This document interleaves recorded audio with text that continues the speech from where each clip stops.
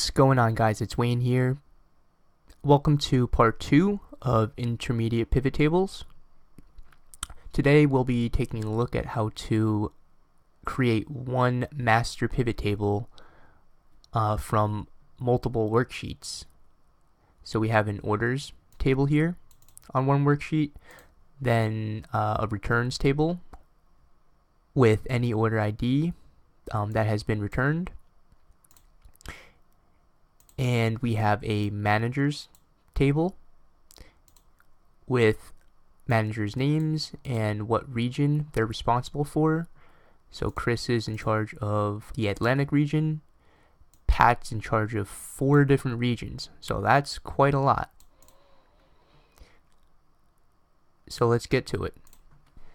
The way we'll be creating one pivot table from multiple worksheets or tables is by creating relationships between the tables.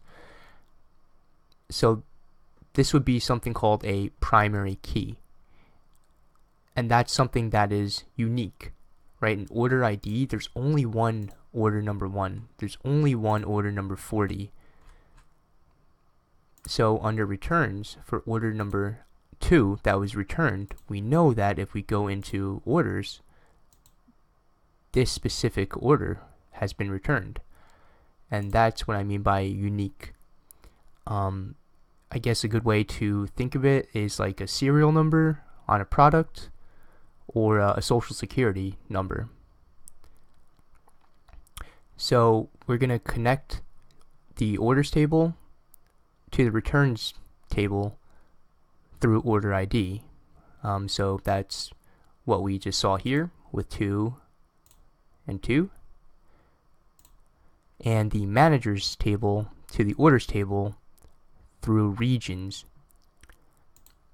So what we want to do first is to format all these free ranges into a table. So we go under the home ribbon, under format as table.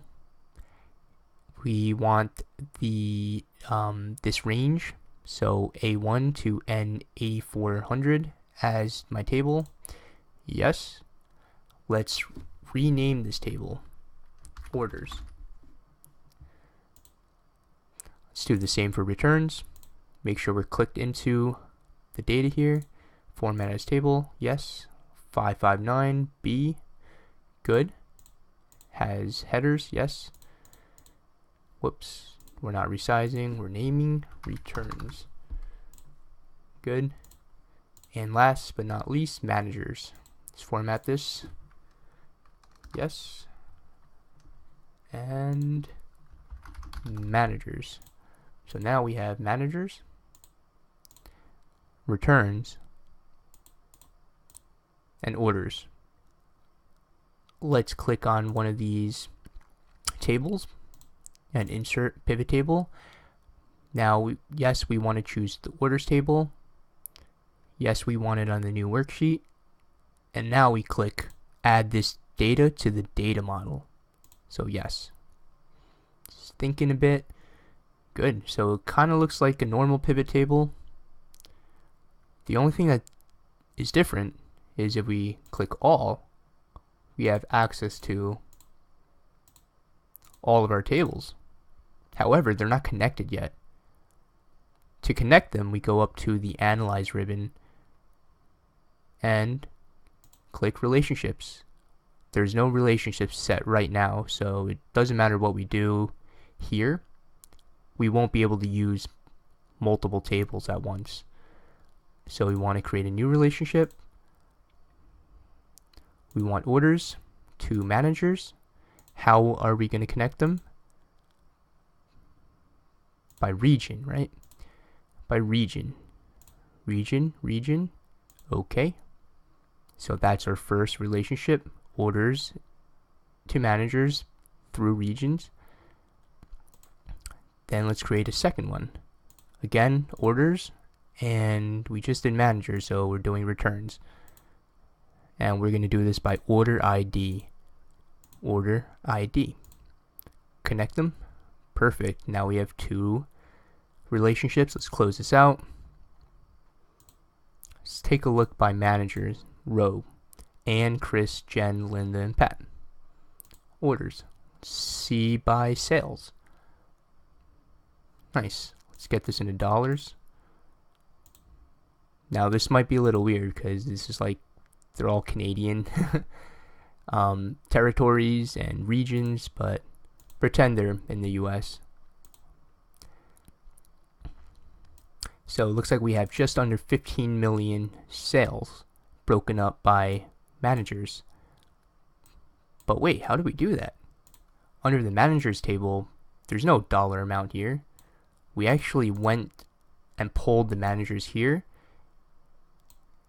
and using regions, we were able to figure out the sum of these sales by region for each manager. And to double check, what we can do is actually drag region in columns. Now we can see a better breakdown, right? Pat was in charge of Prairie, Quebec, West, and Yukon, 4 different places. Prairie, Quebec, West, and Yukon. Perfect. Let's name this into Pivot All to avoid confusion. So keep in mind, we have just shy of 15 million in sales. So let's get manager and region out. And let's look at returns now. Let's take a look at the status. So it looks like out of all the sales, 1 million were returned dollars. So we can click under the drop down, filter out the blank, which is any item not returned. Now we have returned. Now we can see this by region.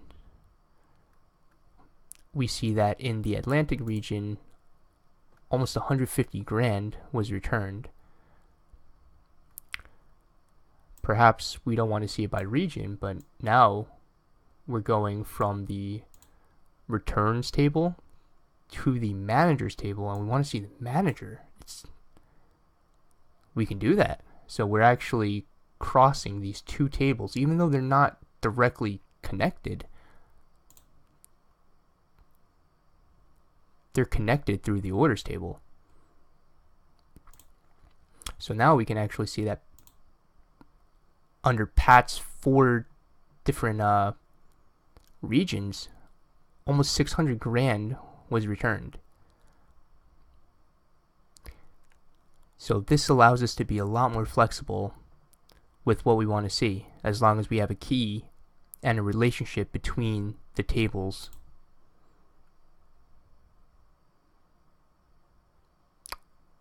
We're working with. Hope you guys enjoyed that. Thank you.